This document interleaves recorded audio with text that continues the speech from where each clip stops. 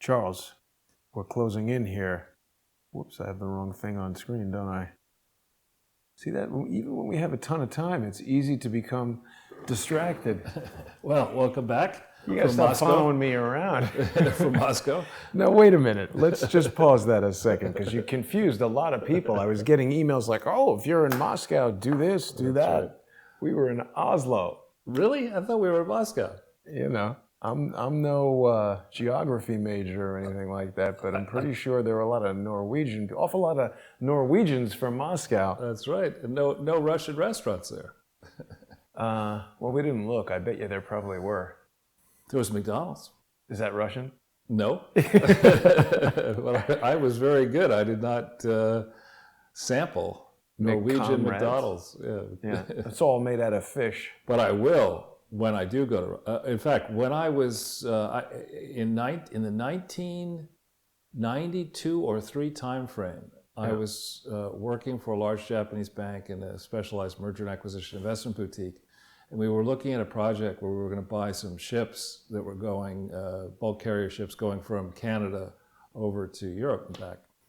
And one of the people we were looking at doing that deal with was tied into the McDonald's, the Canadian McDonald's major player, who, as it happened, also early days, got the right to put McDonald's in parts of Russia.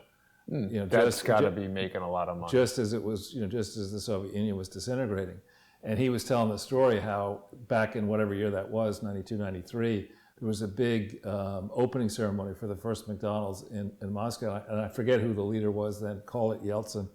Yeltsin's there, and this guy's there because it's his store, and everything's going well, and they start talking, chit-chatting before the ceremony, and the guy says, well, I'm really excited to bring these jobs to Moscow, and Yeltsin innocently asked, well, how much does the guy behind the cashier make?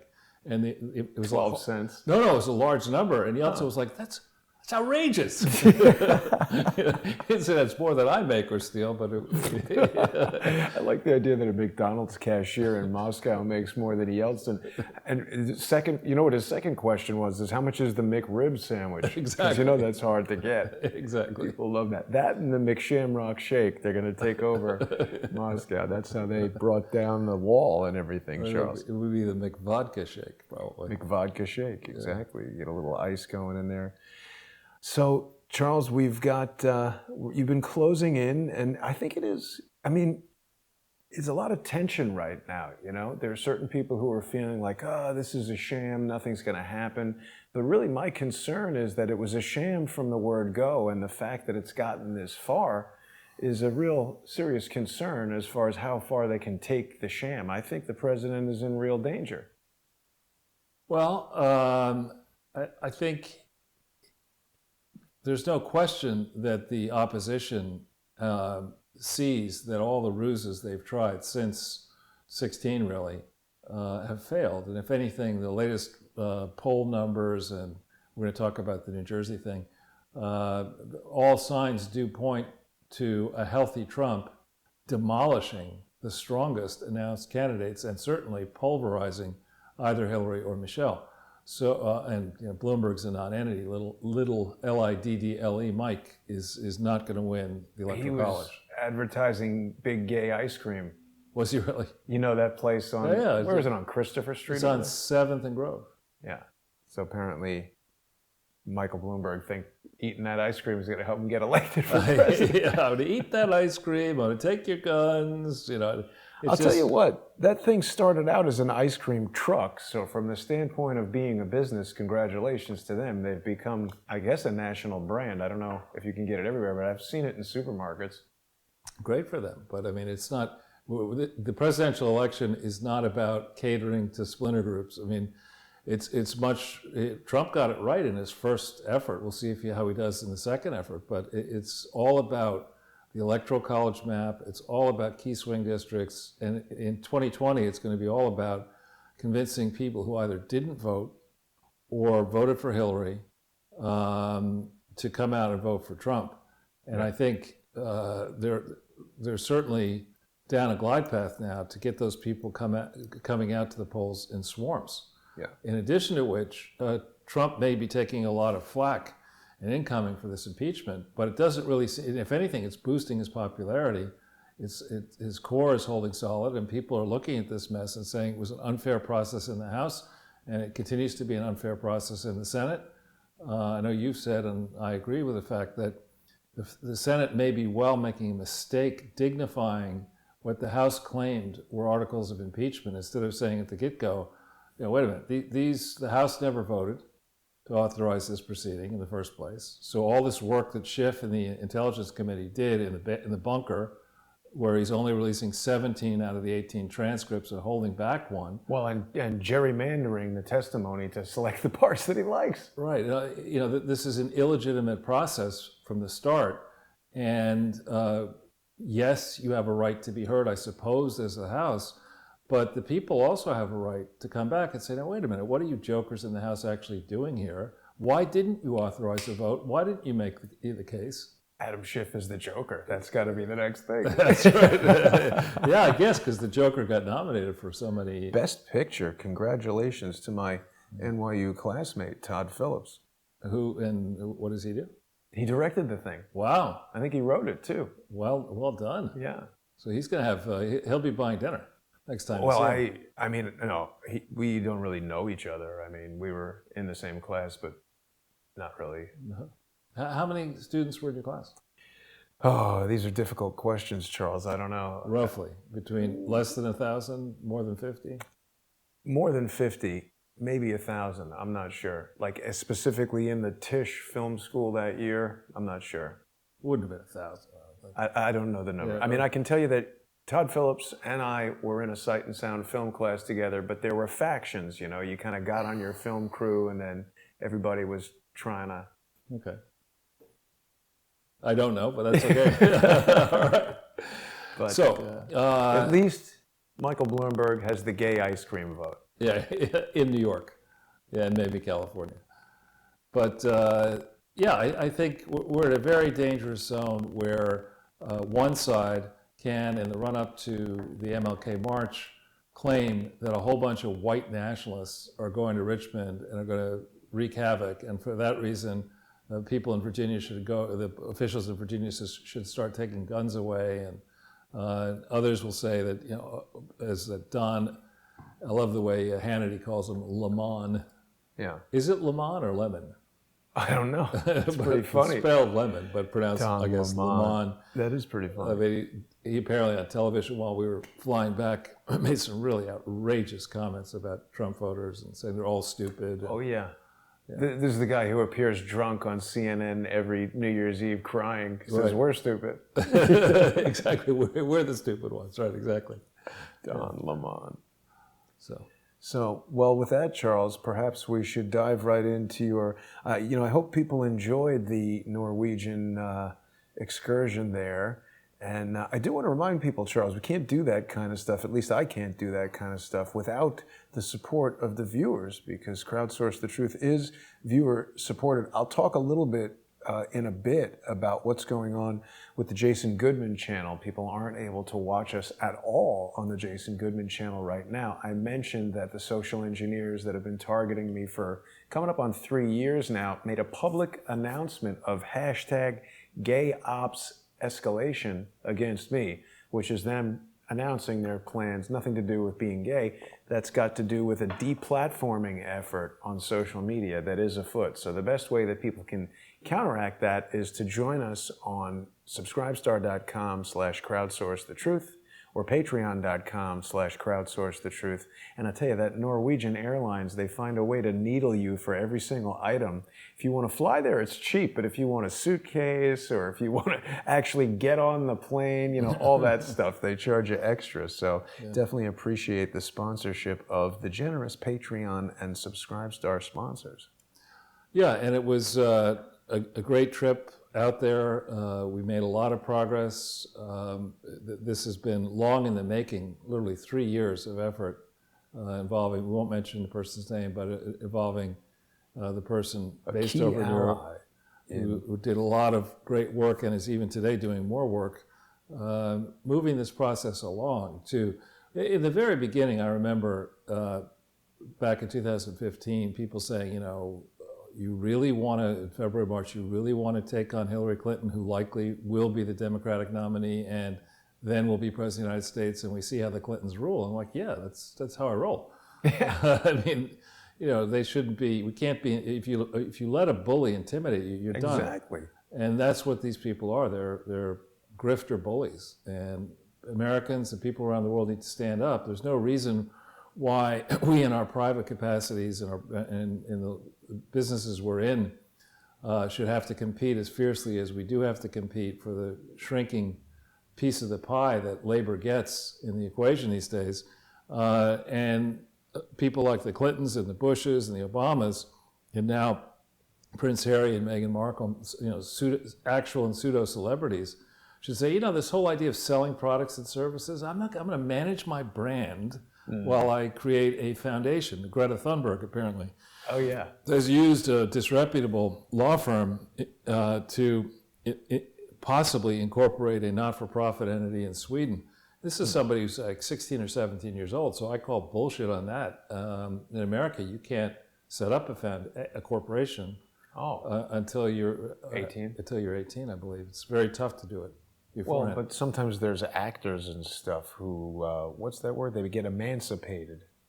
Right, well maybe, but I doubt this person has thought that through. Since everything else that comes out of her mouth is hogwash, I doubt that she's thought this The purple through. dye is soaking through to her brain, Charles. That purple dye number whatever is further affecting her her intelligence. But you were talking about taking on the Clintons as bullies. You know what I find about bullies, Charles? Whether it's little kids on the bus or adults running for president, they're actually cowards. Yeah, most of them are, exactly.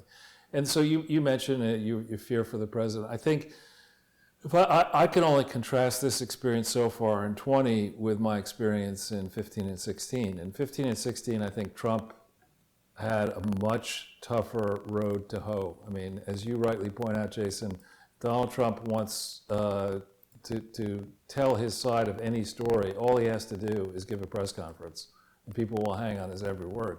That was not necessarily the case in 15 and 16. And he has in 20 something he really didn't have in 16, and that is a list of accomplishments, which you have to give, or one should give the person credit. I mean, we should look at this and say, comparing it to Obama's first 3 years in office, when in the very beginning, in his first 2 years, most of his first 2 years. He appointed a criminal as Secretary of State. Right, but he had the House behind him. He had the House and the Senate. Right. And he couldn't get much done. And then after that, he really didn't get much. Really lowered his golf score. In theory, I don't even believe those golf scores.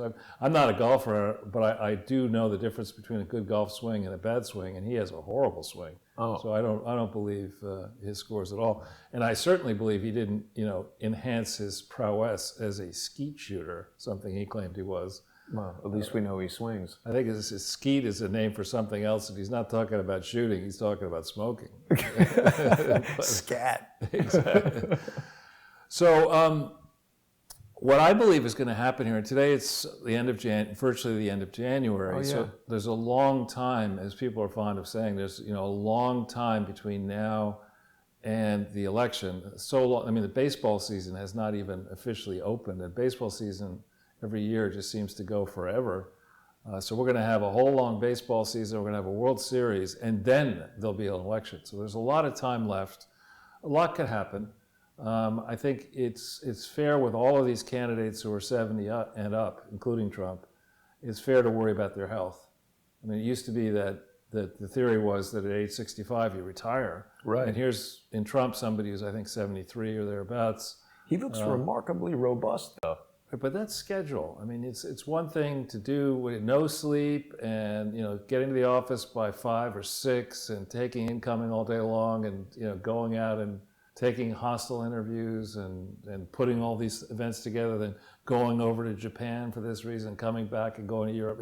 It's a lot of wear and tear on any human, let alone a 73-year-old human. So I think, it seems unlike prior periods where the presidential candidates were most in their 40s, 50s, maybe 60s, we have a lot of leading candidates who are out there in their 70s and up. I mean, high 70s.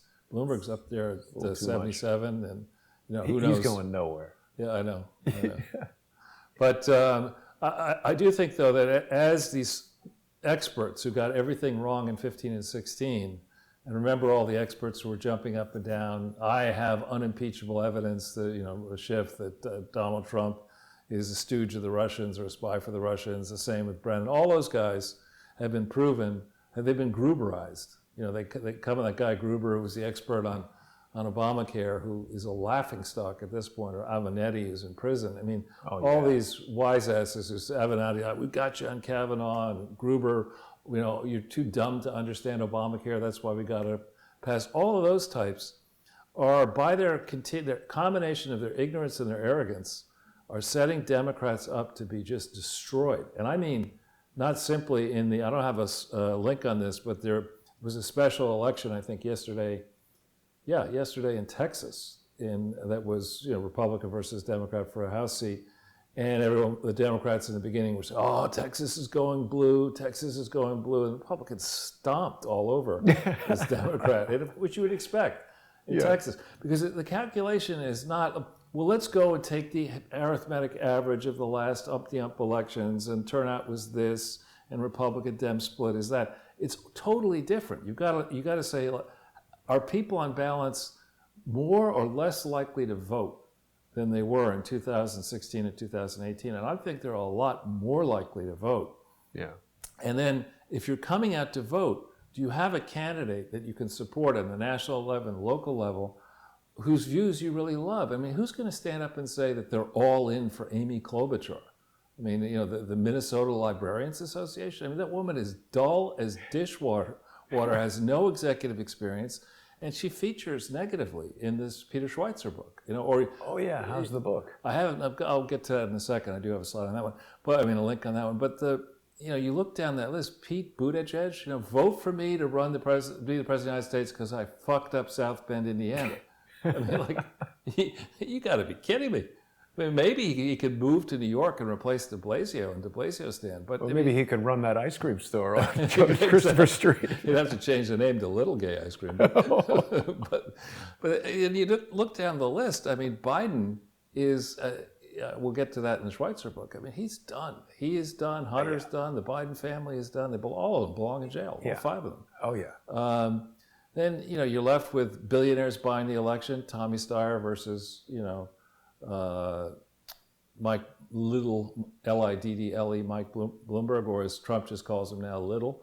And Starbucks Man is just out? Starbucks Man is, he's probably changing the ingredients for Starbucks. What's his name again? Howard Schultz. Schultz. And then he's thinking of, I don't know, buying the Peanuts cartoon series or something like that. What, Charles really? Schultz. He's just got the coffee. Yeah, he's got no hope. And then Pocahontas, is a laughingstock at this point. They're all terrible candidates. Yeah. And Hillary is amping up her tweetage, Charles. She had a tweet out today about, telling people to call their Republican senators. And I said, yes, it's an excellent idea. You should ask them why they haven't properly completed the investigation into the Clinton Foundation. Exactly. I did something similar, which you'll see on my Twitter page when we get there. So that's one thing. And, this contrast between what you're doing here, for example. You're harnessing technology continually. You're always changing things, upgrading things, tweaking this, tweaking that. And you're doing this with a very, very limited staff, creating a global news operation, global news and analysis operation, right? Staff of one. Staff, well, okay. Well, I don't count you as staff. No, so I don't know what the other guests and stuff, but other co-hosts. But the point is that the mainstream stations that are locked into union contracts and lease rate, paying stars lots of money and expensive overhead rates and this and that, and are also and that are hostage, that really need the revenue from political campaigns and from others. Those people are having a very tough time in the private sector, whereas in government it's just like, yeah, I'll show up to work eventually, maybe. But something to investigate. That's not what we do here. We give us a problem, we bury that problem, and we hope that it never comes up again. Charles, Truth Fairy K is telling us that Hillary has an announcement coming up early March. She's going to run. I don't know how Truth Fairy K knows that. Is it? Yeah. Well, I don't doubt it, but that's pretty... We're going to have to take that paper chase scene again and splice Hillary into it. Young lady, take this quarter and tell your mother you're never going to be president of the United States. I mean, it's not going to happen, Hill. Yeah. Well, but I think, again, just like Joe Biden, it's probably a strategy so that it will greatly complicate, at least from a political standpoint, any official announcement of a criminal investigation. If she's running, she'll be like, oh, here he goes again, prosecuting his political rivals. Everybody who's a criminal should just run for president. Should? Yeah, I actually think that approach is not going to work for her. And she may run, she can't hide. And it's not just about her at this point. It's all the trustees, the law firms, the major donors. We learned one thing we won't get into in depth here on our trip to Norway. We learned that the government of Norway is a big donor to the Gates Foundation, of all things. So like, what? Why would you do that? That's like saying, you see David Rockefeller or, his kid or whatever happens to be standing on the street and he's still a billionaire, but you give him $1,000 because you feel sorry for him. I mean, yeah, it's kind of, it doesn't make sense. You got the highest tax rates in the world, among the highest tax Norway rates. Does? Yeah, sure. I thought the VAT was 25%. And then the hotel was expensive. Yeah. There's a lot of things we learned on that trip to Norway that unfortunately we can't really it's too bad because there was a lot going on there and we just had that one short segment. But I think there should be some interesting things in the future. And I mean, again, the whole time I was thinking about that thing where George Stupidopoulos was trying to intimidate Trump, and Trump was just like, what about Norway? And George was like, oh.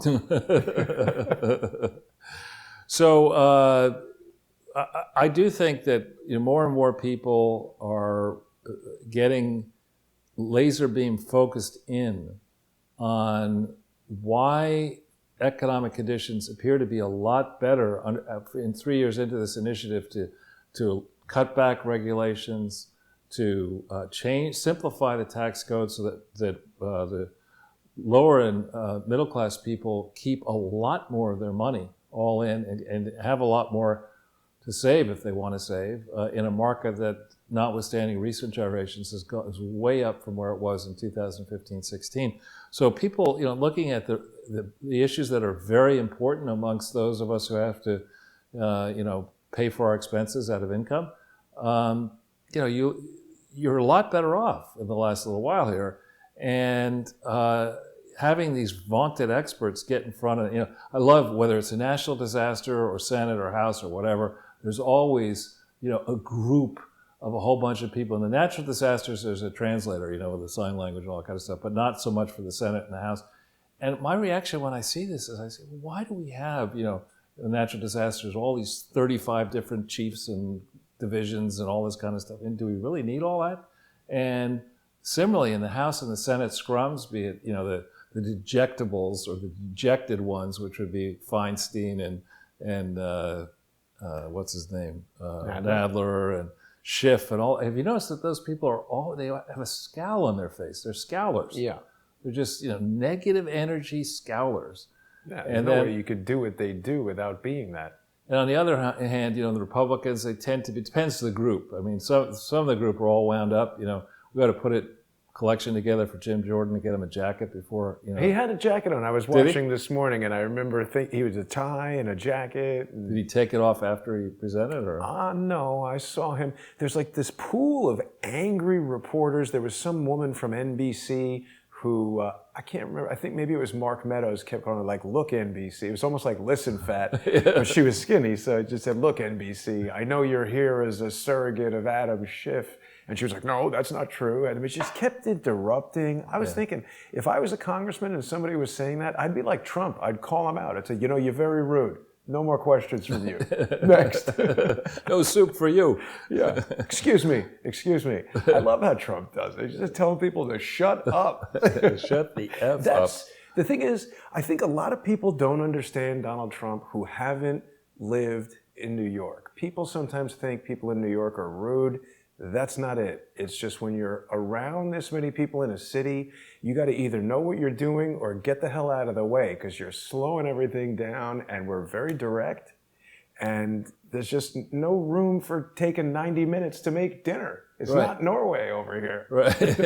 Yeah, and I think, the lectures that you get from know-it-alls about, this is why you can't have the big gulp, or this is why we're going to take away this right, or this. Gay ice cream all you want, but no big gulp. Yeah, that's right, exactly. Those kind of lectures just don't resonate well with the public. Whereas, I mean, people probably haven't watched enough of this, The Honeymooners, but there's an element of Ralph Cramden in Donald Trump that, every man who just says it like it is, and has, sometimes crazy schemes, and sometimes things don't make any sense. But There's always crazy schemes. Well, with Honeymooner, I know, but with Trump, some of his schemes end up being a little bit crazy, but most of them seem to work. And there's this feeling watching a Donald Trump and watching him, say the things to the know-it-alls and the pencil necks, and that you want to say, but Yes. you're just afraid to say it. And then you look at it and say, well, if he can say it, maybe I should start saying it. And maybe it's a good thing. I mean, you go back to the 60s, and the motto in the 60s, I remember, because I was, at the end of the 60s, I was 12, 15, was question authority. Yeah. That was what the hippies all were saying, and you had to be tolerant of the questions that were going to the establishment. And now these hippies have become, stormtrooper fascists. Can't question us. We know what's right for you. Your nutty ideas. We're not going to, anything that you say to criticize us is a conspiracy theory. And it's just such a polar change. It's really, noteworthy. Yeah, So exactly. We were in the land of polar bears. There you go. Now we've got a polar change. This guy's probably running for president. yeah, exactly. And now, actually, Charles, we've got some comments about today's image, which we actually forgot to Let's go into some detail about what is happening with that image there. So this is, of course, based on the film Inherit the Wind, which is all about Clarence Darrow, right? Clarence Darrow and the Scopes trial. monkey trial. So we've got our friend Adam Schiff depicted as a monkey, which is appropriate. Depicted as a handsome monkey. I mean, he in real life as a monkey wouldn't look that good. Right. And then we've got the president, who's the subject of the trial, and his legal representatives, Jay Sekulow, who I've been extremely impressed with, and Alan Dershowitz, who a lot of people who watch Crowdsource the Truth don't like.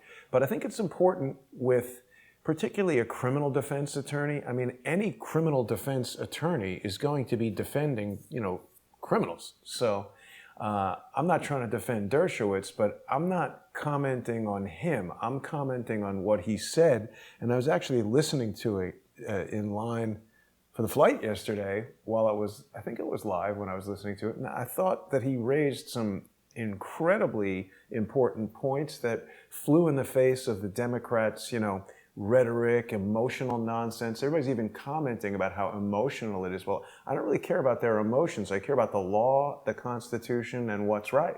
Exactly. This will be the impeachment proceeding in the House and now the trial in the Senate, more by the Democrats than by the Republicans, is being the comments are being sold to people who don't necessarily want to engage on the facts. And I think as time passes, the historians and others are going to look at this precedent and say, Democrats seriously lost their minds. Pelosi lost her freaking mind letting Schiff do this. She didn't lose it. It's just pickled in booze. That's right. But no, as Speaker of the House, I mean, that's a very senior position. Isn't it like it's president, vice president, speaker, or something like that? Yeah. In the line of succession. So you're way up there. And we've got all sorts of crises and issues around the world, rivals, enemies rising, natural disasters we can't deal with necessarily. And Adam Schiff. Like Adam Schiff, that's an unnatural disaster. And you're going to seriously say that it's a good idea to move forward, Madam Speaker, with this at this time, with a Trump who's a different type of president, with a lot of accomplishments and all the sacred cows that couldn't be touched, he's touching and butchering and serving to the football players that come to the White House with the 50 right. McDonald's hamburgers. That's probably He's been a the dinner you'd business approve of. Butchering sacred cows, and telling Chicken Little and Herring Little or all these other people who are saying the world's going to end. Just go back to school, finish your college, and maybe we'll talk. Here's a very important point, Charles, because basically the crux of the questions all of these NBC reporters were hammering Jim Jordan and Mark Meadows with was, if the president is innocent, why does he have anything to worry about? Call the witnesses. And the problem with that sort of logic is, I don't remember if it was Dershowitz or Sekulow, but they raised the point that this is not the way Congress and the House of Representatives and the Senate are supposed to work, where Nancy Pelosi just announces an impeachment. The fact that she didn't follow the constitutional mandate and the precedent of having a vote, you can't just do that. And all these people who are saying like, oh, well, let's just call the witnesses if he has nothing to worry about. Why don't we tell those people, well, if you have nothing to hide, why don't we just let the cops search your house? And while they're doing that, why don't you just wait in this jail cell and we'll give you a trial. And if you have nothing to hide and nothing to worry about, let's just keep walking you down this path of, right. baby stepping you towards being in jail for the rest of your life. Yeah, it's ironic as well that the very same people who are all in for tilting the balance of power towards the elected people people in power are the same people who are also saying, by the way, give up your guns. Right. These are, and these people. I mean, there's this. We won't dignify it with extensive discussion. You and I, this alleged documentary. I mean, documentary has to have facts in it about Hillary. But in it apparently has some choice pieces that Obama is called out saying, or is featured saying that you have to do everything to stop Trump because he's a fascist. Obama says that himself? Apparently, or there's an allegation that he was saying that to Tim Kaine, I think. Oh, yeah. And so, that's the kind of thinking that came out of the 60s.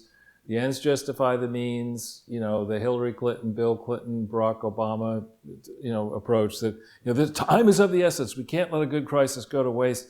Let's just rush headlong in the direction that makes sense. We're doing this out of the love of country. We're public servants. We're not crooked. Don't worry. You just need to trust us and get out of the way. I mean, it's an absurd line of reasoning. And I think it shouldn't take very long before level heads on both sides. And Dershowitz is a Democrat and voted for Hillary. Yeah. Level-headed people in the 2016 election, level-headed people are going to come up and say, now, wait a minute. I wouldn't want to be in this position if I were president. Of course. And then this whole idea of, if you've got nothing to hide, that's not the point. You have to basically go through a process where there's a credible allegation that crimes have been committed. Yeah. With that, grand juries get convened. With that, indictments may or may not get handed out. With that, trials happen, and they need to be fair. Unlike this circus in the House where it wasn't fair at all. Gerald Nadler said something remarkably stupid. He said, again, there doesn't need to be a crime to prove high crimes and misdemeanors. Right, Jerry. Like, wait a minute. Eat less, Jerry. But instead of a line of reasoning, Charles, I think we need to refer to this as a line of treasoning. That's good. I like it. Yeah, that's exactly right. All right, but we've been chatting a lot, and I know you want to get to the slides. I don't mean to cut it short. I mean, I'm chatting a lot. So that's here right. we go. No. We can go to the next slide quickly. I've kept it relatively short, but let's go to 2. Yeah. So for those who are new to this, and I'm getting on my Twitter feed again more and more new people. So perhaps there are quite a lot of new people who are going to pick this up starting today. You need to understand that this is a show that is a different sort of show. We're not trying to copy everybody else. We may or may not be doing it exactly the way that is optimal, but it's a way that works for us. What we do is we marry Jason's background in Hollywood and film with my experience explaining complex matters to boards of directors and wealthy investors around the world.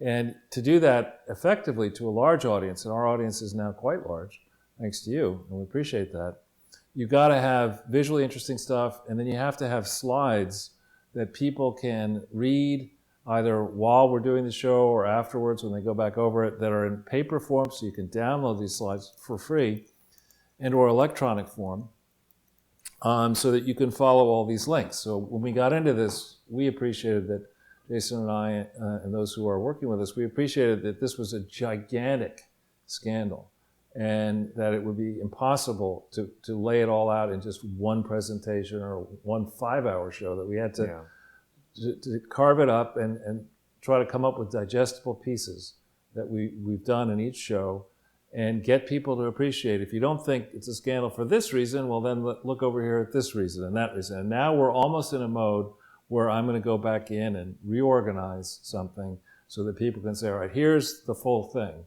full Megillah, and here's how to think about it and put it all together, not just in slides, not just in oral presentations, but actually in the written format. Back in 2016, I actually laid out a bunch of exhibits that I thought would tell the tale, and I'm going to need to add to that. So there were 40.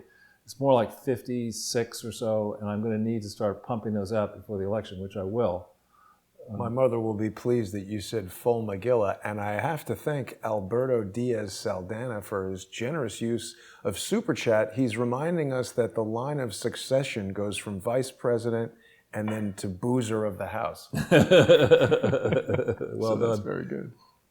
So the best thing you could do here, if you enjoy this show, after you go and I get many emails and tweets from people who say they've watched every single show, which is a lot.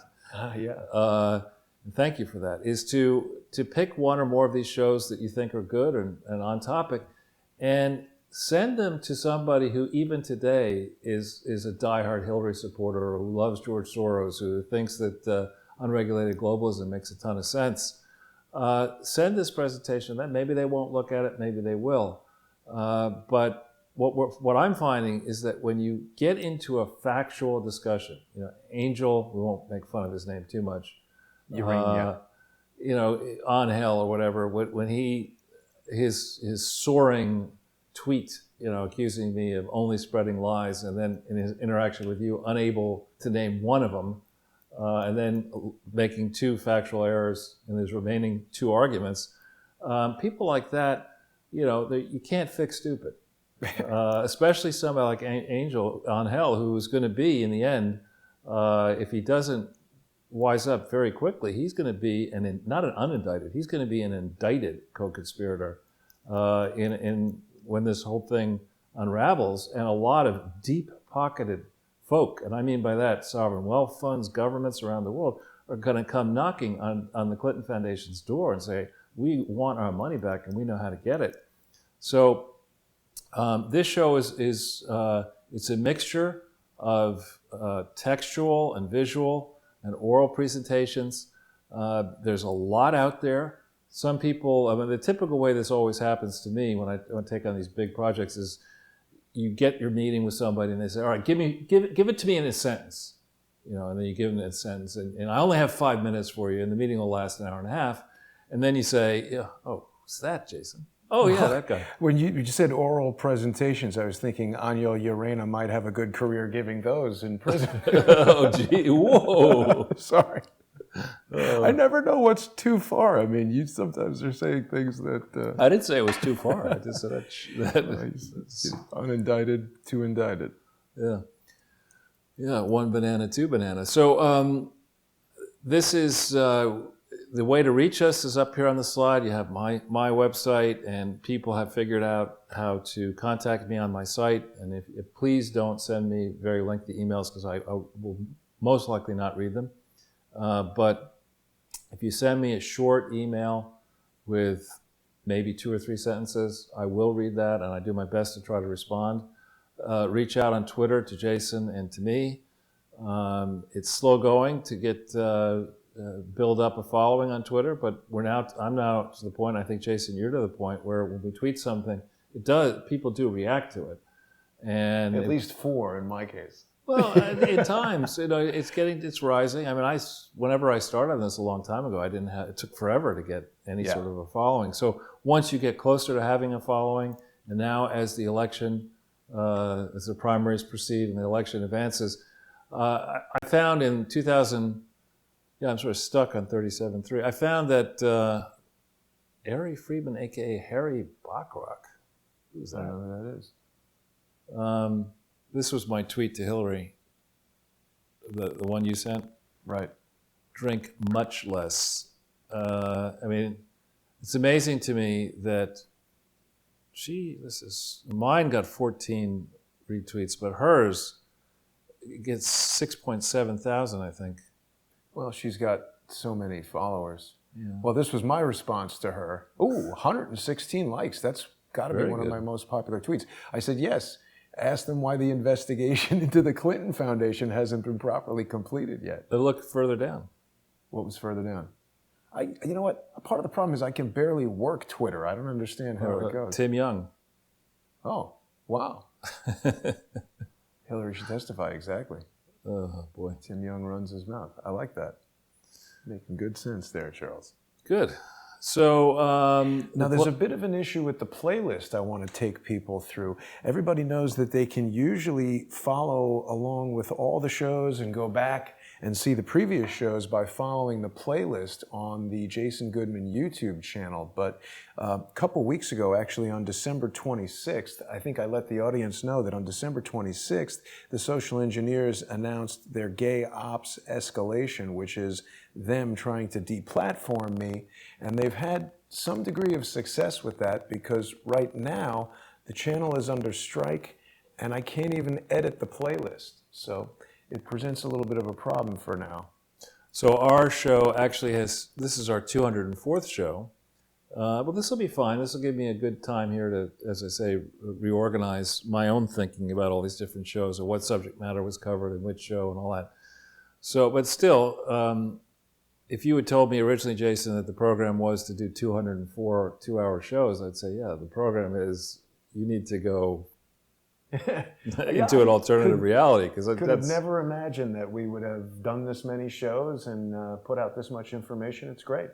Yeah, and again, when you think about it, a typical, a long panel, and I've been on several long panels. In fact, I was on Bloomberg by chance the day of the flash crash back in May of 2010 in the morning, warning people before they opened that I didn't like the tone of the market, and then we had this gigantic crash. So I was on that day for 4 hours, different platforms on radio, TV, this and that. But it's very, very rare as a guest or even as an anchor to get a show where you will have a platform of a half an hour or an hour. You look at Tucker and Hannity, they always cram in multiple guests. Right. If they're going to have a debate, it's always the anchor weighing in between two guests. So to sit there and systematically lay something out the way we've been doing is an opportunity that doesn't really fit well in established media. And I hope, as people grow to understand what we're talking about here, that this Clinton Foundation and its wider web of corrupt non-foundations masquerading as foundations is an epic tale of corruption and sleaze that needs to be used as a test case, as a template of how not to run a foundation. Laws need to be changed. Examples need to be made of the various and sundry people who so many times looked at this mess and said, oh, okay, this is great, a bunch of crooked politicians. We can get behind that. We'll give them chips, and we'll have the 7-course meal off everything that we get out of ripping off taxpayers around the world. So there has to be an accounting for all this, and I hope our presentations will serve as a skeleton perhaps, for the work that prosecutors and others may eventually get to do. Yeah. I want to thank Christine for utilizing Super Chat. Very generous. Thank you, Christine. Good. So, and I forgot to mention, Charles, even though the playlist is not at its full capacity, people can still access your presentations by going to each individual video, whether it's in the playlist or just by looking at YouTube. And in the video description field, it'll always have this little, well, I should say not always. We didn't have one in the last one, but almost all of them have this little download Charles's presentation link, and you click that. It's going to bring you right to the PDF document, and there's a little download icon up here in the corner. You can download it to your computer. You can print it out. You could email it to friends, do whatever. It's a great way to really dig into some of that information. I know there's a lot of people out there who really value the PDF presentations. Thank you, Jason. It's my pleasure doing it. So why don't we turn to some recent news? We'll try to fly through this because I want to keep to the 90 minutes. We did, if we could just hit the first link here, I've done over 100 print interviews with Katrina Blanova, who does really fantastic work. I mean, what she does is she asks me questions and asks others questions and then puts together these pieces like this where she will weave in some transition paragraphs, and sometimes she has other people come in and jump on the train. But we have now, since about May of 2016, we have been doing the same approach. And this is a piece I brought to her attention, Richard Pollack's excellent work on Nate Kane. Richard, he's another Uranium One whistleblower who Richard had run across, I think, back in December 2018 when this whistleblower came forward and said, I got information that makes the Clinton Foundation look horrible. And so the FBI said, good, we're going to raid your ass. And isn't he the guy who went to the FBI and said, I want to go into a Schiff? That's a different guy. We don't know that person. How do we know it's not him? Because this is not a senior State Department person who was employed by the State Department in January. And I owe you that information. I forgot. Remind me about.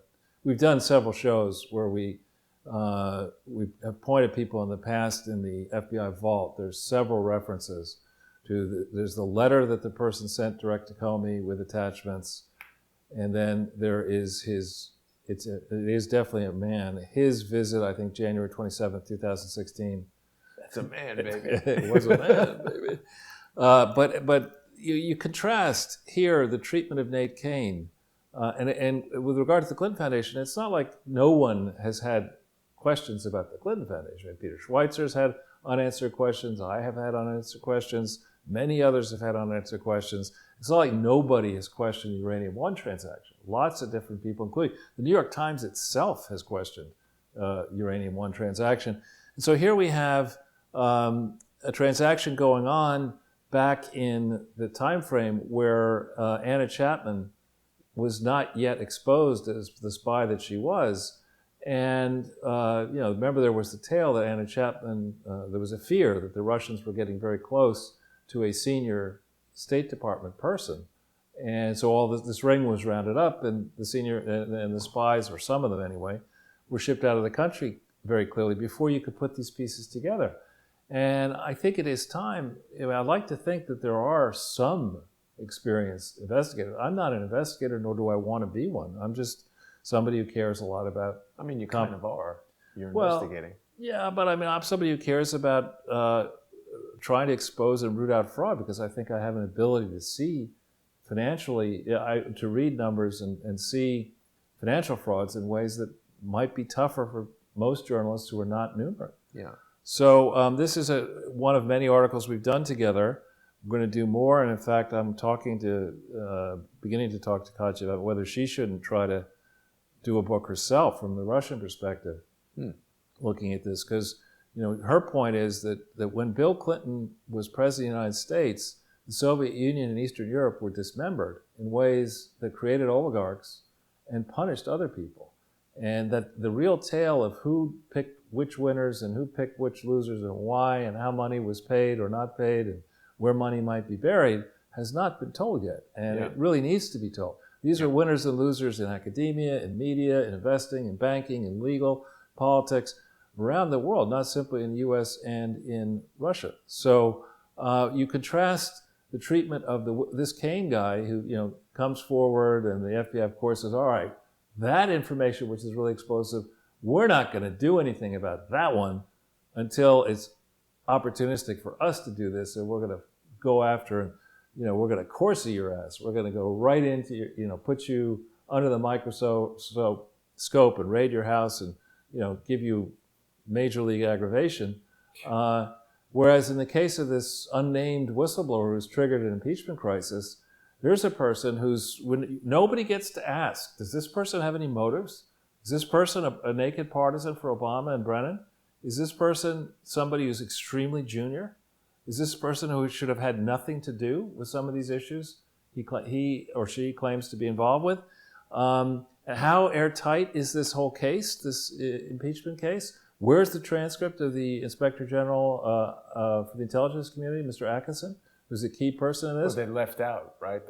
They left it out. And what about his predecessor, McCulloch, who was, in theory, the Inspector General, who was, quote, investigating Hillary Clinton from July 10th, 2015 forward with the FBI? I mean, there's a lot that should be asked here and isn't, and the contrast is so revealing. You contrast the whistleblower who can't be named. That person is like getting ready for Mount Rushmore and Nobel Prizes. And Nobel Prize, definitely. Yeah, $60 million book deals or whatever. And this Kane guy goes direct to prison. I mean, that's not right. And Democrats and progressives and liberals should really be thinking here, particularly as the tectonic plates underneath the political system begin to shift. You ought to be thinking about the idea that Trump's power, barring a health mishap or worse, Trump's power is going to be consolidated in 2021, at least for 2 years anyway. And why only 2 years? Well, because we don't know what will happen in the midterm elections in 2000. Oh, you mean right? So, presuming that he wins the election and that the Republicans take the House. I think that's the way it's looking right now. I mean, so the second thing is that you began to allude to it, Jason, earlier. Is this chain of events that we've seen, where Hillary was allowed to not show up the night of the election and then dress in that, Hillary in the purple outfit with Bill in the purple tie and the resistance and all the bullshit that they put us through the election, and then prior to Mueller's campaign of terror and afterwards.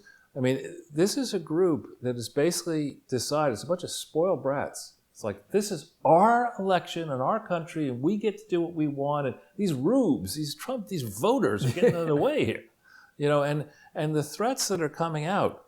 And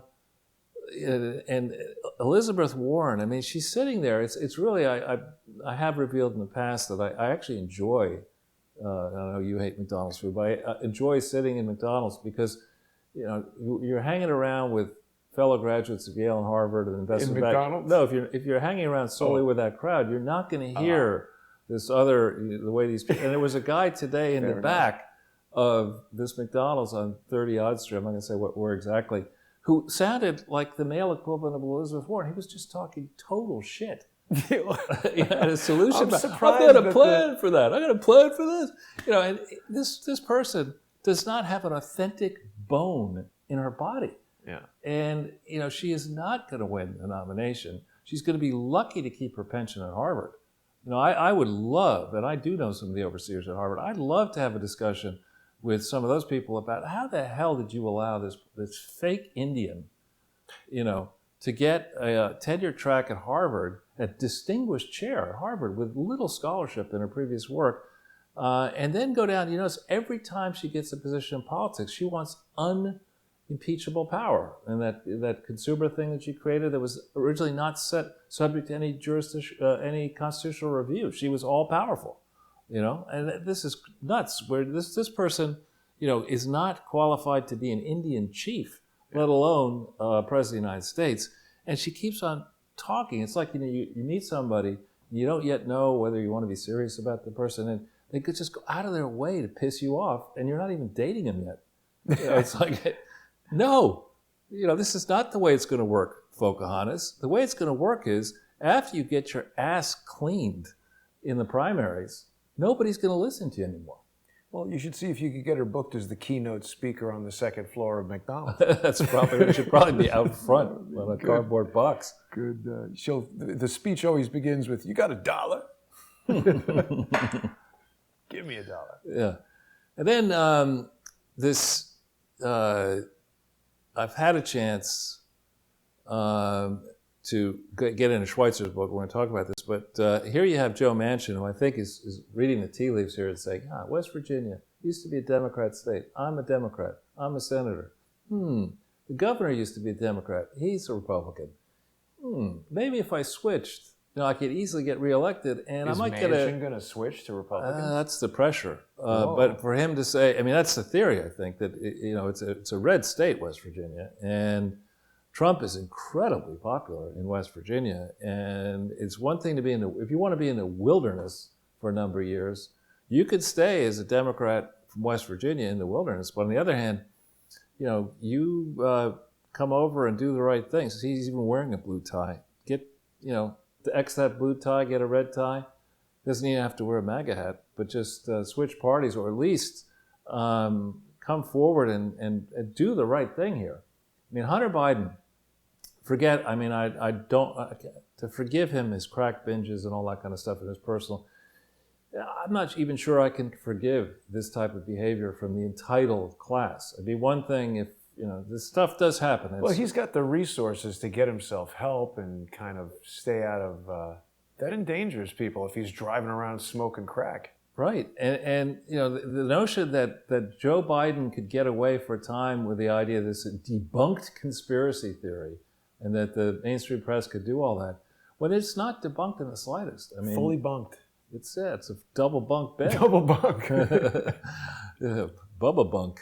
Yeah. But so it's good that Manchin's saying he's a relevant witness. I think the next link, I believe, is to Peter Schweitzer's book, Hope. Yeah. Now, I bought this, and we were so busy, I didn't really have a chance. This is the audio version. There's a hardback. I bought the hardback, and I can tell you, it is, when you read this section, it starts with Kamala Harris, who's a disaster, but it goes into Klobuchar, it goes into Sherrod Brown.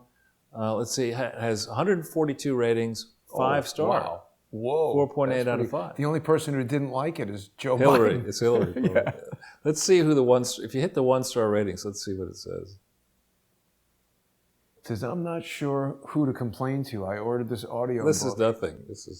And after purchase, this is my not only a option was negative to of download. the book. This is It's a bad review of Amazon. So let's look at the 2-star. It's pretty funny. Let's see. Let's see. 2 stars. Well researched. Yeah. Yeah, I mean, that's not awfully negative, right? Well, let's read it. It's vinyl, and the blue. What is this? What is this about? This is a nothing. review for something else. The book's not leather. Yeah. So I mean, this is very interesting. I mean, in contrast, this with Hillary's. Putting in bad reviews for shoes to try to make the book look bad. Yeah. That's crazy. But when I go through this book and Peter's written books, I have not yet, and I'm very grateful that I have the same agent, who is Peter calls out his Lynn Chu and her husband Glenn thanks them for their work here, because they do very thoughtful work. This is a book that has over 1,000 endnotes. It is extremely well researched. When you get to the Biden section, I mean, this guy Biden should have just shut the F up and have stuck to the 2015-16 plan and not running in 2019-20. He does not have a prayer in hell of getting, no. Yeah. When you read this book, it's not just Joe, it's his brothers, it's his daughter, it's his son, it's a culture of corruption. He's been down there for too long. I'm sorry that he lost his wife and was a child as well in a crash. No, that was Hunter and Beau, I think, were in the car and the mother died and they lived. But I mean, look, that's a tragedy, of course, but separate from everything that's happened. Doesn't give him the right to steal millions of dollars. Well, and that's what happens, sadly, in this issue. People are abused or they have a major league setback. It is a natural reaction to say, my life turned to shit, so I'm going to make somebody else's life miserable too. And that unfortunately does happen a lot in child abuse cases, and when they age, they become abusers. And similarly, this guy Biden, Joe, has come to the conclusion that, he just gets to do whatever he wants. Yeah. He can't recognize the corruption for what it is. And if anything else, and I think Trump is on risky ground here with all his family members around the White House, which is why I said back in 2016 that he ought to put one or more trust funds together for all the family interests and have other people manage that. This Biden case, which I've got some of the way through Peter's book, is disgusting what they've been doing. Yeah, and it's not just Burisma. Mike Moore has been talking about it a lot on More Pain, which is Tuesday nights on Patreon and Subscribestar. I want to thank Mary Lynn and Mark Taylor for using Super Chat. But yeah, Mike says it's basically very well known around Delaware that they're essentially a mob family. Yeah. Just like this is what happens when you have a dynastic political family whether it's the Clintons, the Bushes, the Bidens, you name it, the Kerrys. One thing that leaps out on the Biden section is, it's Chris Hines. Kerry's stepson is very much involved in all this too. And look, I enjoyed Yale when I was there. You enjoy Heinz ketchup? I like Heinz ketchup too. But I don't think that it reflects, this book does not reflect well on the Yale that I remember. I mean, it's really not good. Yeah, see, I don't mean to insult you when I insult Yale, okay. but I think it's a criminal organization, to tell you the truth. But this is interesting. And here's, look, the 5,446 Facebook shares. Remember that the thing that I did on Breitbart for the Clinton Foundation has had, last I checked, 72,000 Facebook shares very quickly. But this is a good sign that Breitbart's pointing to the fact that Politico has decided, wait a minute, we do have to look at this Burisma thing. This is not, just something that we can forget about. Yeah. And the Biden contract. So it just is disgusting, because you look at the math of it. I'm more of a numbers guy than a word person, but you look at the math of it. If a senator makes whatever they make now, is it $175,000, $200,000, and has the right to create the Biden Institute, which should be called the Bite Me Institute, and have money funnel into that like the McCain Institute, and then have all these kids getting preferential treatments.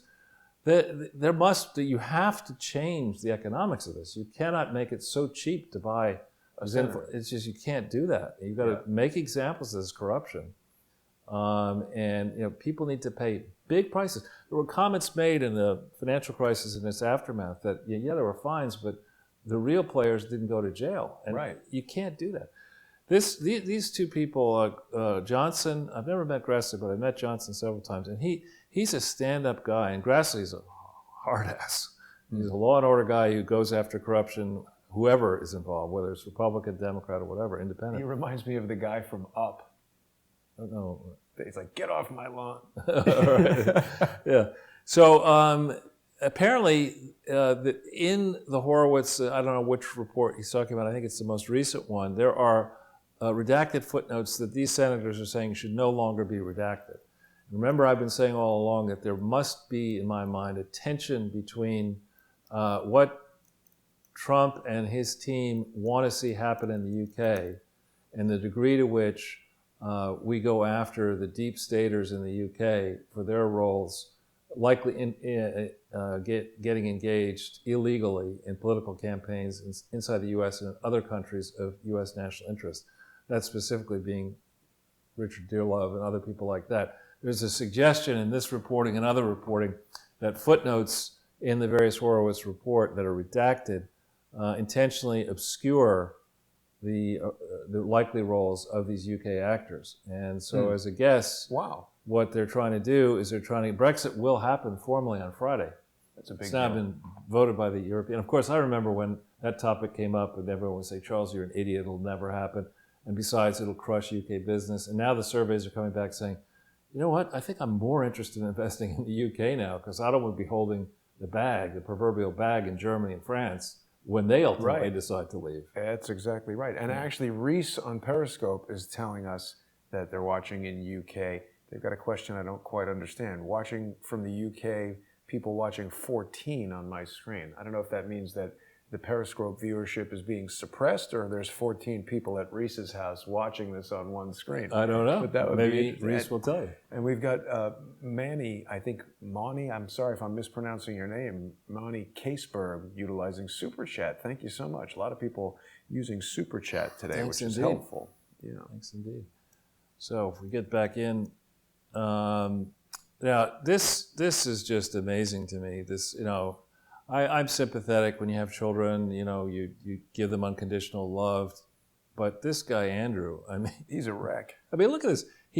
There were reports that he's not cooperating with the FBI's Epstein probe, which I'm sure is the case. But now here's this guy coming forward and saying he's bewildered by these reports. I think you could change that headline. Just finish it if you go to the top there, Jason, for a second. Just first three words is all you need. You don't need the second part of that headline. It's just Prince Andrew bewildered. Yeah, that's why he should be out of the royal family and, go work on the, British Rail as a conductor or something. I mean, it's a protected job. I mean, if the British royal family wasn't given all this money from the British people's taxes and the BBC television stuff or whatever they're getting money from, what would any of them do? They're sort of useless. Yeah, in the main. I don't really it's get it, sad to see it like this. But again, we fought a revolution and won over that issue.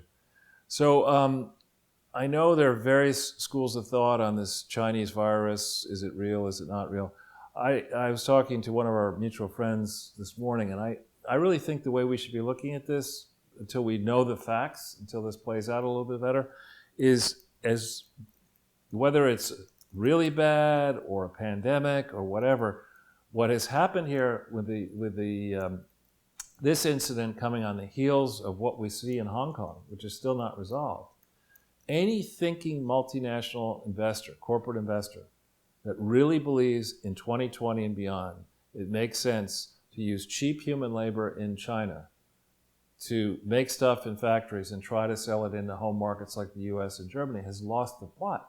Because with robots and with the advances in technology, you don't need to do it that way. You can have factories in the US, in their home market, and other key home markets, where the consumers, as we've explained in the past, people in America spend on average $40,000 each, including babies and retirees, per person on stuff each year, whereas people in China don't do that today. And I think their prospects are only growing more grim, absent the issue of this virus, and how did this happen, and will it be contained, won't it be contained, what will be the reaction of the Chinese authorities to this. What this does here is, for me, it's another bone against the Chinese approach of distributed manufacturing, long supply chains, great distances between the consumer and the manufacturer, overly complex systems. This is yet another argument with tools that are ever more powerful to say, look, forget that. Figure out what the Chinese people can or will buy and should want to buy, sell that to them. If the Chinese are going to say, look, you got to transfer your technology to serve our market, you say, well, have fun with your virus. That is what they say, isn't it? Well, so go F yourself. We're not going to do that, because you don't have to do it. So the Chinese stock market, as it turns out, was shut. The main markets are shut until Monday because of this. Yeah, that's never a good move. And contrast the situation in China to the situation, or China, as he says. This USMCA, again, I remember people, the know-it-all crowd, were saying, NAFTA is fantastic, it's ridiculous. All you're doing is you're going to create a new negotiation and America will get a worse deal as a result of it. That's not what's happened. And I think the Brexit and USMCA need to be connected in your mind if you haven't done it yet. What this allows us to do, as being the largest market by far of any consumption market and one of the larger investment markets, is it allows you to go to these multinationals and say, you currently are in 200 countries. You should be in 40, not 200. The other 160, if you do the math, the other 160 probably require a tremendous amount of overhead, and in terms of cash, you're bleeding cash serving those other markets. Let the local countries do that until they grow up. But 40 countries is a lot of countries scattered around the world. Do 20 if you want to be even more selective. And when you're doing that, the first 20 you're going to want to talk to include US number 1, Japan way up there, Korea way up there, the UK, Canada, and Mexico. And he's already paved the ground to make this really easy. The Germans want to go with their absurd, holidays and whatever regulations in another language, and say that you got to publish everything in German and all that. You don't have to do that if you go and play our way. It's a lot simpler. And by the time the Germans figure out that they're sitting on a gigantic turd with their economic policy, it's going to be too late for them to fix it. Turd schnitzel. Turd schnitzel, exactly. Now, here's, interestingly, I like American thinker. Thomas Lifson does a great job. I think he either owns or runs, he certainly edits the American Thinker, and I'm honored to be able in the same company, Cheryl Atkinson, writing for them. And she rightly points out that this is a long-standing scandal with her, that President Obama's team, or people who thought it was a good idea to serve the Obama administration interests, were illegally hacking into her computer. And She has forensic proof of it. right, and this is just outrageous stuff. And here we have Christopher Wray's FBI, not saying, wait a minute, this is not the kind of stuff that we want to see happen to either. Atkinson, I don't think is necessarily left-leaning or right-leaning. She's just an anti-fraud investigator with a lot of experience and credentials. And she is one determined individual. She's an amazing person, I have to say. Yeah. The fact that she's been able to survive this and challenge it, I mean, it's a testament to her perseverance, and it's a good thing that she had the financial wherewithal to be able to do it. But it's not that many people that would have either of those things in place, so you could be easily overwhelmed by something like this. Was she one of the persistent women featured in Hillary's latest? I'm sure not, book? because she's an actual, Right. person who would be worthy of that. And then there's this thing that happened today. I haven't checked it carefully. There's been another earthquake, 7.7. Caribbean, right? In Jamaica. Yeah. And President Trump has got to stand up, especially after the Puerto Rico revelations. We have to have a team in place, in the U.S., to help with this stuff that is not connected to the Clinton Foundation or the Obama Foundation or any of these presidential foundations. It needs to be truly nonpartisan, independent, and resourced to actually help. I mean, it's not too complicated to say, every year we seem to have an earthquake or a problem down in the Caribbean. What are the kinds of things that people need most in the Caribbean? Let's get ready. Let's build reserves to help if we need to do that. 7.7 is pretty serious. Have they ever had an earthquake of that magnitude in that area? I mean, 7.7 seems like it would affect Florida. I didn't think that was really an earthquake zone. No, of course, Haiti was an earthquake. Many earthquakes. But so we've had another one of these. I wonder how long it'll be before Bill and Chelsea and Hillary have a commercial to give the Clinton Foundation for the Jamaican Earthquake Initiative. Or maybe Kamala Harris could go down there and listen to some Tupac records. Now this, I didn't get a chance to the final one here. I didn't get a chance to watch yet the rally for New Jersey. But I mean, think of what this signals to people who are in Trump districts, 2016 Trump voting districts, who happen to hold Democratic seats. I haven't watched this carefully, but I mean, the reports are that that's actually massive. Yeah.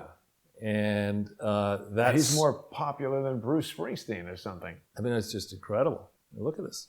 It goes on and on and on and on. Robert De Niro must be pissed. It's more popular than those Nike shoes that come out every once in a while, the long lines for those. But this is in a district. This guy was elected as a Democrat, and over the impeachment nonsense decided to switch parties. And here Trump, that line just goes on and on. It's amazing. Yeah. So this is a time to really engage on facts and don't listen to the purveyors of nonsense, the Schiffs and others. So I want to just quickly run through a few more slides. There are people in Norway who are asking questions that this is actually meant for them, in part. Remember, for those of you who may not be familiar with the way we do things, I'm a reddist, so stuff that's red is bad on a slide. And do you see much green on this slide, Jason? No. There's none. None. Yeah. So we originally covered this issue of the Clinton climate initiative being a scam on the 29th of April 2018. There's a link to the show if you want to watch it. I'm actually kind of proud of that. I think the poster was very well done. It was off of Dr. Seuss. Art department got its first major raise after that. But here what we've done is I've got 15 examples.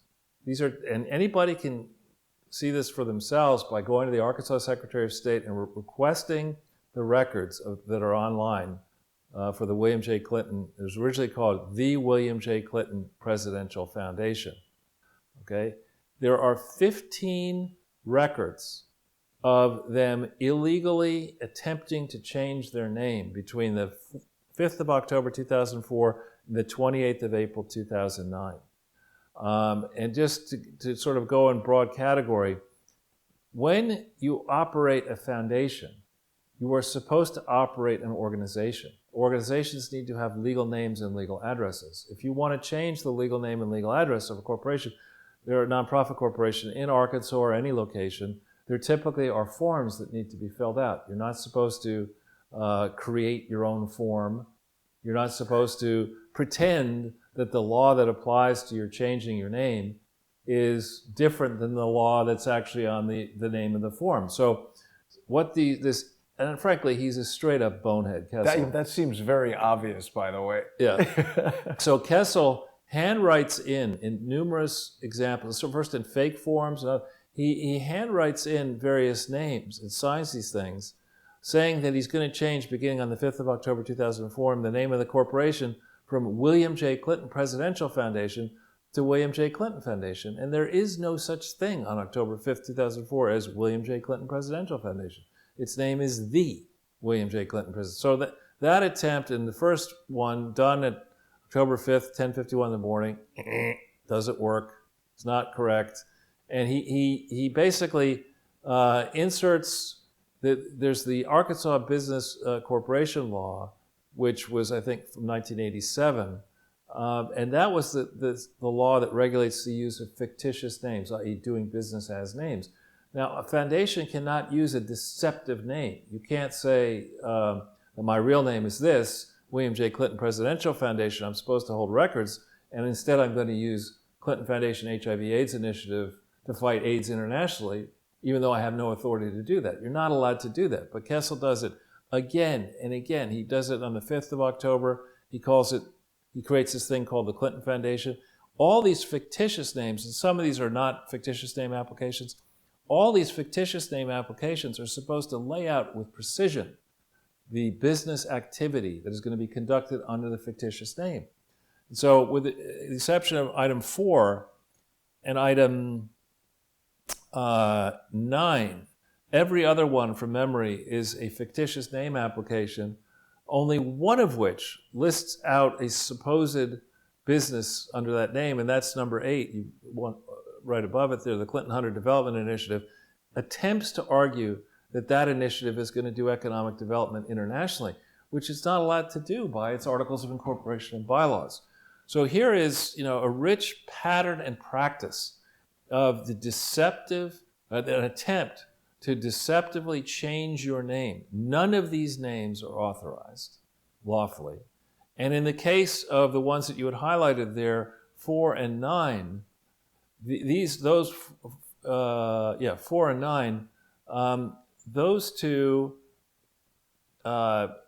you're supposed to, when you amend articles of incorporation, you have to think it through carefully. You have to make sure that when you make a change in one article, that change doesn't affect the whole document. And if it does, you better change the other articles too. So in the case of 4 and 9, they attempted to change the name, but they neglected in the body of the document to realize that by the way in which they changed the name, they had rendered the body of each document meaningless. So the specific thing is the William J. Clinton Presidential Foundation is defined as the corporation, uppercase corporation, and that defined term is used throughout the body of the Articles of Incorporation in 4 and in 9. But in the case of 4, they just deleted the sentence. So you have no definition of a defined term, and you just gutted the Articles of Incorporation. It's like no one is looking at it at all. Right. Well, they figured nobody would look at it. So by the time you get to the very bottom, Jason, 15, April 28th, 2009 is the first moment at which they try to get a fictitious name for Clinton Climate Initiative. So April 28th, 2009. Now, fictitious names, as we've explained before, generally speaking, if you do it properly and you want to use a fictitious name across the United States, you have to make sure that in every state where there are rules, and it's more than 40 of them, that you actually go in and also get the fictitious name for use in, for example, New York or in Massachusetts, where Ira Magaziner, the arrogant pinhead, was operating this Clinton Climate Initiative, soliciting funds from Massachusetts, from New York, and from Washington, D.C. There's no such attempt even made to register the Clinton Climate Initiative name anywhere. So the question is, how extensive was the Clinton Climate Initiative operations how extensive were they prior to the 28th of April, 2009? Let's take a look. Let's look at just a few examples. If we go to the next page, first we start with chai. What we've done here is I've lifted an excerpt from Aftenposten, which is a Norwegian newspaper. It says here that this is first with regard to chai. Chai, they started using that fictitious name on the 3rd of January 2006. But by November 2003, Bill Clinton goes to Norway to raise money on Epstein's jet for Norway to put money into this chai, which didn't exist. Then we try to sell a few more books for you, Joe. I mean, we don't like your politics, but you're a good writer. And here in his book on page 154, this came out right before the election, 2016. This was a tribute to Bill Clinton, this book in the main. It made him seem like he's going to be a fantastic first lady, or whatever you call it, first laddie. But this is really interesting. In this book that got published by a serious publisher, it says Clinton goes back in November 2003 after weeks of discussion between Magaziner and Norwegian aid officials. So if there have been weeks of discussion by early November 2003, where are the minutes in the Norwegian aid operation for those meetings? There are going to be minute logs of people who, Magaziner came, who did he meet with, what arguments were for, what arguments were against, what did the staff think? Is it possible the staff said, F this is ridiculous? And Bondevik said, you don't understand. Are you the prime minister? No, you're not. I'm the prime minister. I want to get close to the Clintons. Hillary's going to be president. So there's some evidence in here, according to Connison, that Norway committed money, at least $25 million over the next 5 years, to support chai in Tanzania and Mozambique. And Mozambique was a major component of what Moynihan and Doyle were talking about. Right, and Ireland was the one that also supposedly signed up to give 60 million euros over the same time. Why did Mozambique need so much money? What evidence is there in the record, that the Norwegian records, about funds that may have gone here and there? And so then we have Bill Clinton's, modest press release on the 23rd of October. The visit in Norway came after this press release, and it says the Clinton Foundation. Now, there is no such entity as the Clinton Foundation. Even even dumbass Andrew Kessel hadn't changed the fictitious name to the Clinton Foundation by the 23rd of October 2003. So here he says, we've been working on this for 7 months. This is in October, so that means, in March of 2003? You've been working on it. And it happens, we have Irish government emails that show that March 14th, 2003, Ira Magaziner was in Washington, D.C., trying to con the Irish government out of ultimately 60 million euros, which he may have done. Wow. So this is a Clinton Foundation press release. Note to Angel, I'm not making this up. Maybe Bill made this up. So then it says, your press release, Angel, you may not have gotten to the 2003 stuff yet, but the Clinton Foundation HIV/AIDS initiative has been at work for the past year. So that means back to, call it November 2002. There's no evidence of that. There's no evidence that Bill Clinton was on the board of the Clinton Foundation or in a position to control it. There's no agreement authorized by independent trustees saying the Clinton Foundation should be paying money to support this international work or get involved with somebody like Ira Magaziner, who has a distinguished track record of fucking up across decades, right? And here this says, October 23rd, 2003, the foundation is working with Mozambique, Rwanda, South Africa, Tanzania. Each of those countries have charity laws, okay? Did you comply with a local law? Where's the proof of that? Did you register in each of those countries? Where's the proof of that? Did you open bank accounts for each of those countries? Who had authority to sign off on that? Who approved the travel policies to each of these countries? Why private jets for Bill Clinton on a Little Rock-based facility that hadn't been finished by the 23rd of October 2003? What's that all about? All right, so if we go to the next page, we don't have much information or any information tying Norway directly to this chai for 2004 and 5. In 2004 and 5, as we've talked about in the past, there are IRS reports for Clinton Foundation HIV/AIDS initiative that show no government grants. So where did Norway's money go if Bondevik had his way in November 2003? Where did the money start flowing to whom? At what exchange rates? Who made that decision? What diligence reports were done? We have Norwegian detailed diligence reports that do confirm that some things were going on starting by 2004 in Norway. But it's not the kind of granular financial analysis that we'd like to see. But here we have, in pages that are purposefully omitted on the Clinton Foundation website, here we have, beginning in 7, 8, and 9, figures on the total amount of revenues that came into, supposedly for CHI, $378 million, of which $307 million in this period were grants. The total revenues were 552 on the extreme right-hand side, 552 million, 0.5. Now, that's a lot of money. That's 5.5 times the cost, the budgeted cost of the foundation construction project. Okay, how come so much money went towards this thing for CHI? They had no authority for CHI. It's 68% of the total revenues of the whole group. That's a lot of money. How could they have spent you bring in 550, but you spend 600 million in total in expenses, of which only 188, if you look at the extreme right, only 188 of the expenses are, in theory, direct program expenses, and I call BS on that. I haven't seen yet granular explanation of why you get to call it a program expense. Program expense to me really goes direct to the program, no allocation of overhead.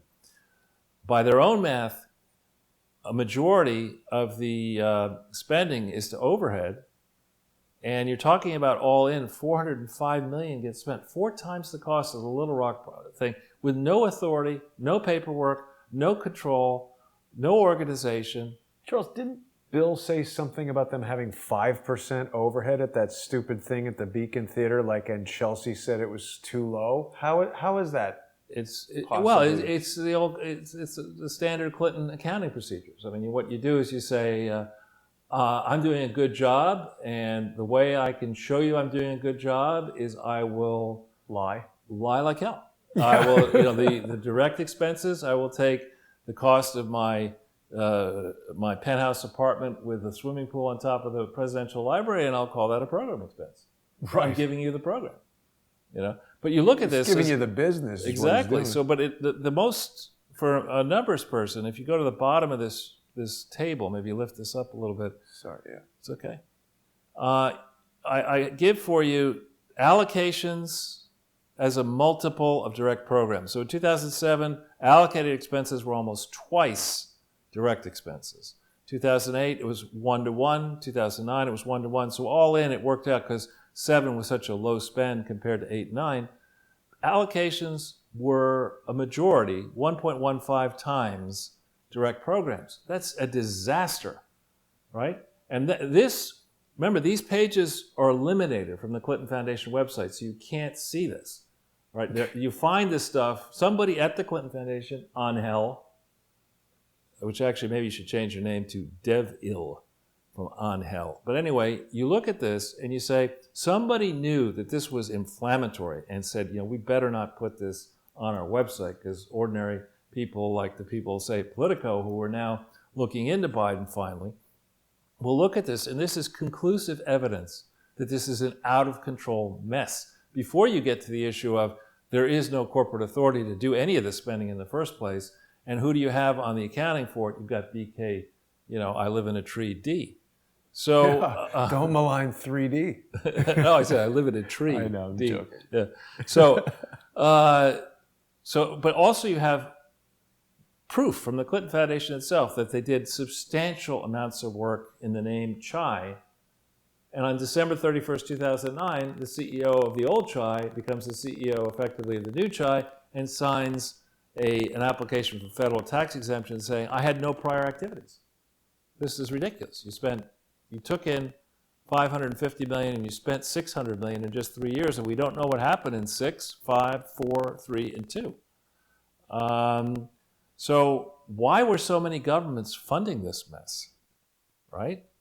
Because probably the person in charge of deciding got some of the money. Could well be.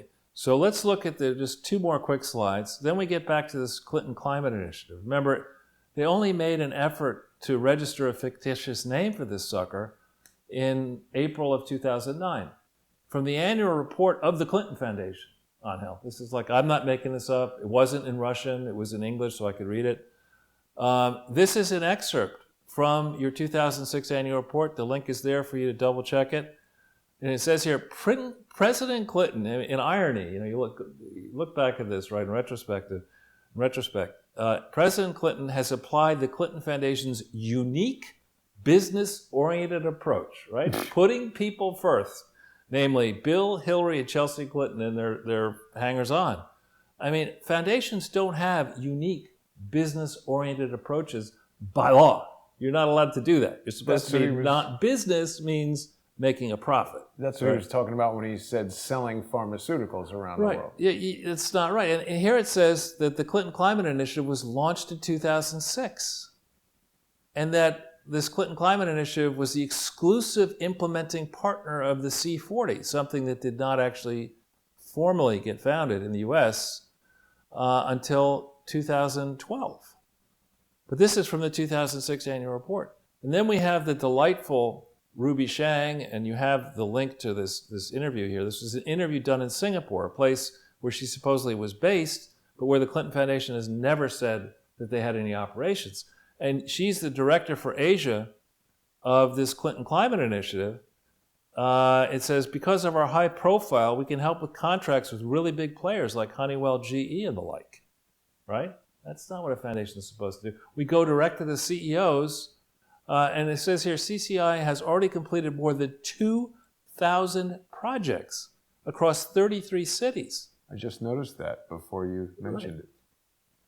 Right? I mean, it's just, and you look at this and you say, well, that sounds like a hell of a lot of projects to me. But then you look at the punchline. The savings so far amount to over $1.4 million. I mean, that's nothing.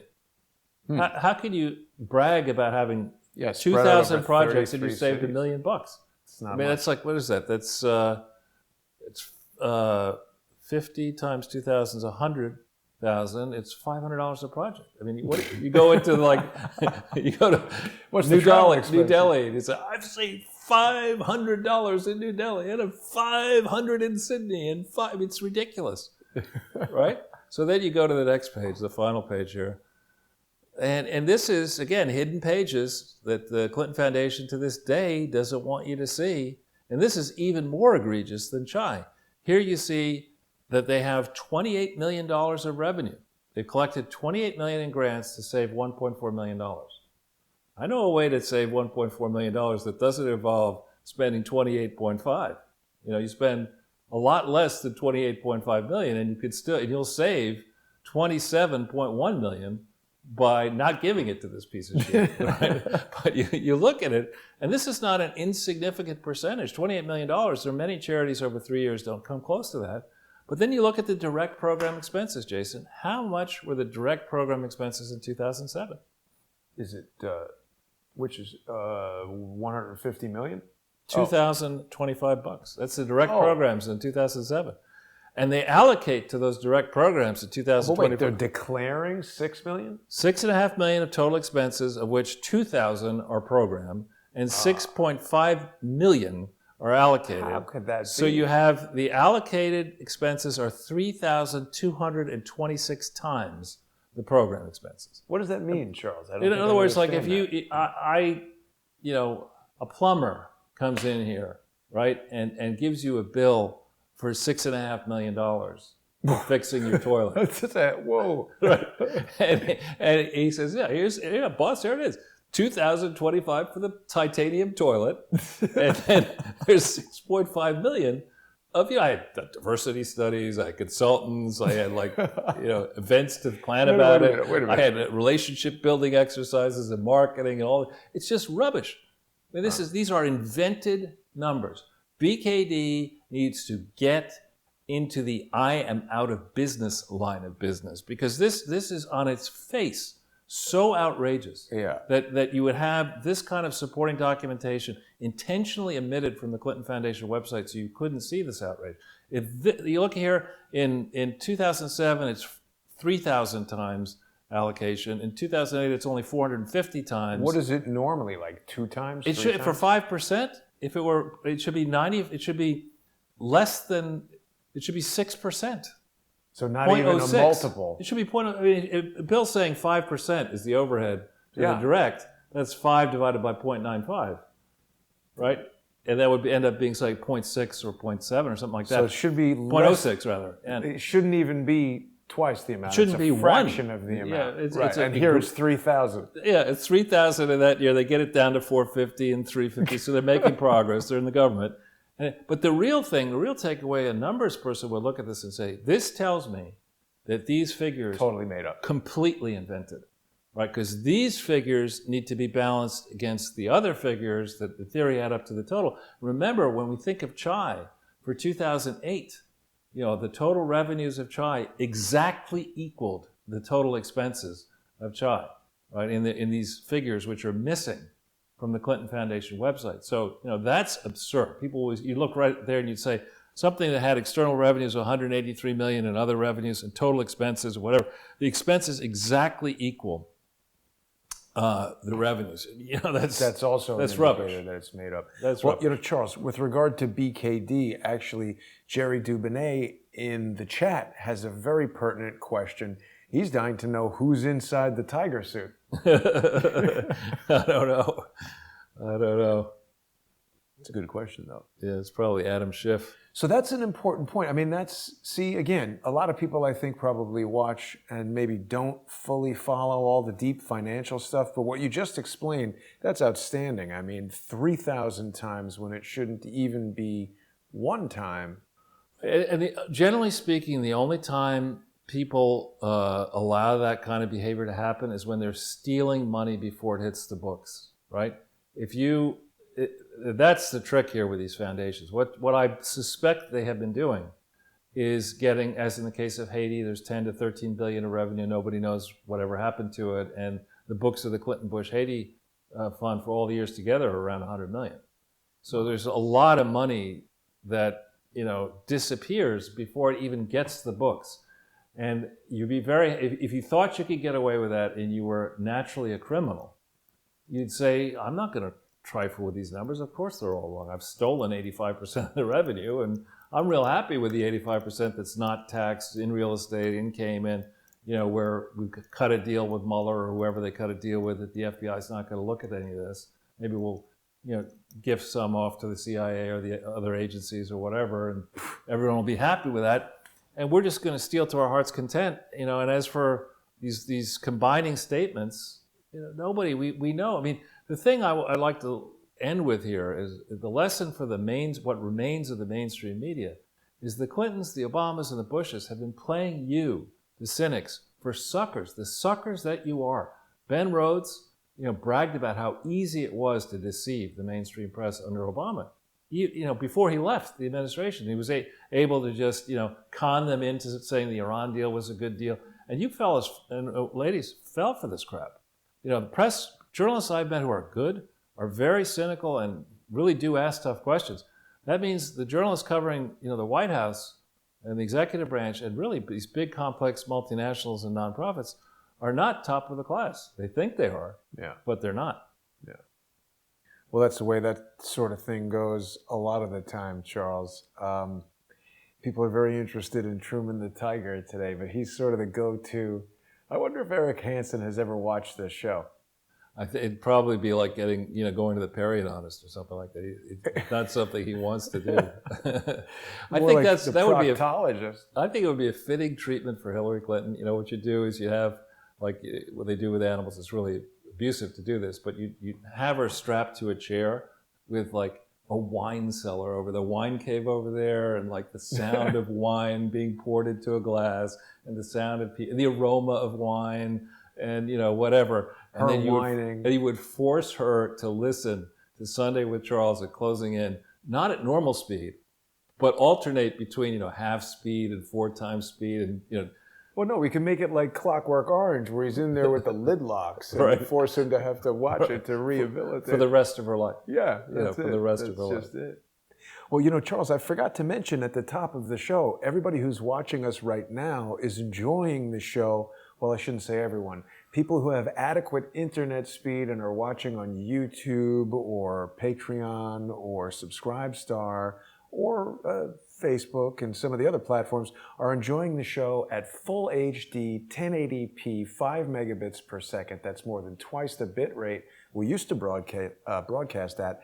And I believe I've got this 32-bit audio pipeline straightened out. Sometimes these new technologies, it takes a little while for me to get it all there's a lot of complicated stuff over here. I know you can see lights flashing and everything, but it's helping quite a lot. I think the audio has been quite good for this show. I hope that people are enjoying it, and I'm always trying to improve the show. I used to talk a lot about Kaizen and making it better. So I hope that people appreciate that. And I couldn't keep doing that sort of stuff without viewer sponsorship. So if people are watching Charles Ortel is Closing In and Sunday with Charles, even if they don't watch the sponsor exclusive shows, which, by the way, there's a massive library on Subscribestar and Patreon, and it's growing almost every day.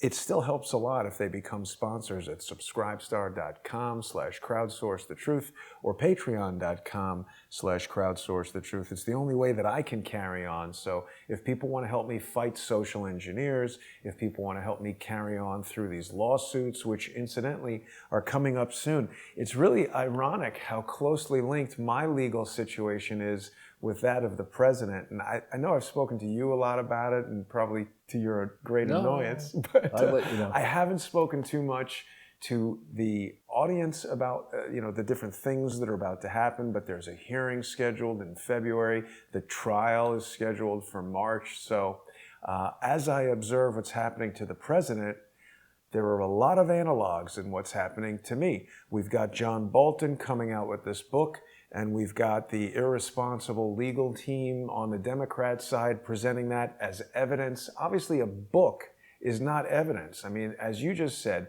the press is gullible, so they're easily able to be fooled, and then in turn they fool the public. John Bolton writing a book is hearsay and is not in and of itself any kind of grounds to mandate that he be called as a witness. It just creates a big fury among the public to say, ooh, John Bolton. And I would say another analog is that John Bolton himself strikes me as an operational plant that was inserted into the Trump campaign specifically to appear like someone who's a close advisor to President Trump, only to turn on him at an opportune moment to be used against him in the same way that I allege many people, George Webb, Susan Holmes, Quinn Michaels, all these people who have come into the Crowdsource the Truth fold only to start nonsensical arguments and create strife to then go away and put things into the public domain that they think can be used against me. But I think the president will prevail, and I think that I will as well. Well, you raised many good points, but another observation I'd make is it's past time to understand how publishers compensate. There's a market for books. Oh, yeah. And there are a lot of, my agent tells me there are a lot of statistics that you can get on the performance of books. And now the way it works is the hardcover will make a certain amount of money, the paperback a lot more, the audiobook will make even more, Kindle will make a lot. And you should be, as an author, frankly, as a publishing house, you should know exactly how much money did you give as an advance and under what basis and what terms.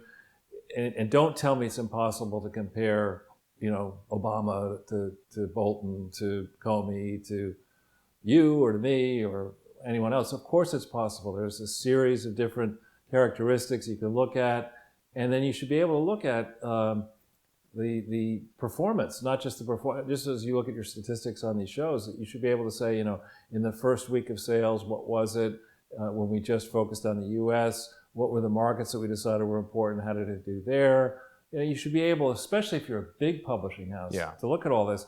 And then you should be able to say, okay, why was Bolton able to rush this book out so quickly? I'm told by my agent that you can't ordinarily get a book out this quickly. So what special dispensations was he given? What does his contract look like? Did he get it cleared by the White House as he was supposed to? And other agencies? I don't know. Well, and the other interesting thing that came up about the book that caused me to think about this, I don't know if people caught this, because there's so much testimony going on, and Schiff and Nadler and all that.